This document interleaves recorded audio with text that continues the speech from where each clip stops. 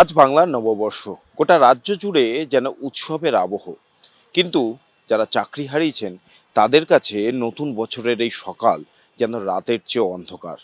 কারণ তারা এখন দিশেহারা। তাই ধর্মতলা মোড়ে ওয়াই চ্যানেলে তারা এখনো অবস্থান চালিয়ে যাচ্ছেন।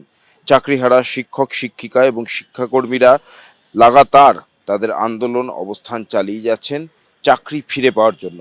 এই ওয়াই চ্যানেলেই তারা রাত কাটাচ্ছেন খোলা আকাশের নিচে।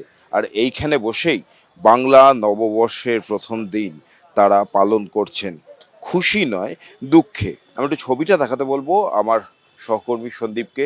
এখানে বিভিন্ন রকম পোস্টার তারা দিয়েছেন, যেখানে তারা জাস্টিস চাইছেন, বিচার চাইছেন তাদের যেভাবে চাকরি চলে গিয়েছে।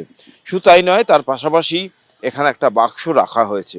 এই বাক্সে তারা চাইছেন যে সাধারণ মানুষ তারাও যাদের তাদের পরামর্শ এই বাক্সে দিয়ে যান, যে কিভাবে রিভিউ পিটিশনের সময় কি কি কোন কোন আইনি দিকগুলো তারা রেখে রিভিউ পিটিশন করবেন, কোন কোন আইনি জটিলতা কিভাবে কাটানো যায়, সেই সমস্ত বিষয়ে সাধারণ মানুষের থেকেই তারা পরামর্শ চেয়েছেন।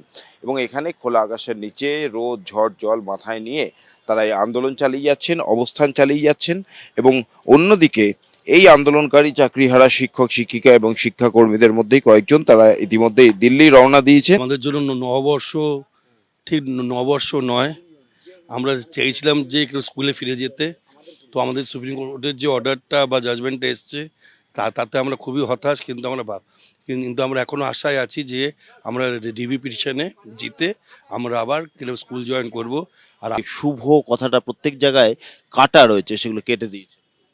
হ্যাঁ, তো আমাদের জন্য তো এই নববর্ষের শুভ ঠিক নয়। তো এখানে দেখুন, এখানে অনেক কটা কার্ড আছে। এগুলো আমাদের ছেলে মেয়েরাই, মানে আমাদের যারা ছেলে বা মেয়ে তারা এই কার্ডগুলো আনিয়েছে।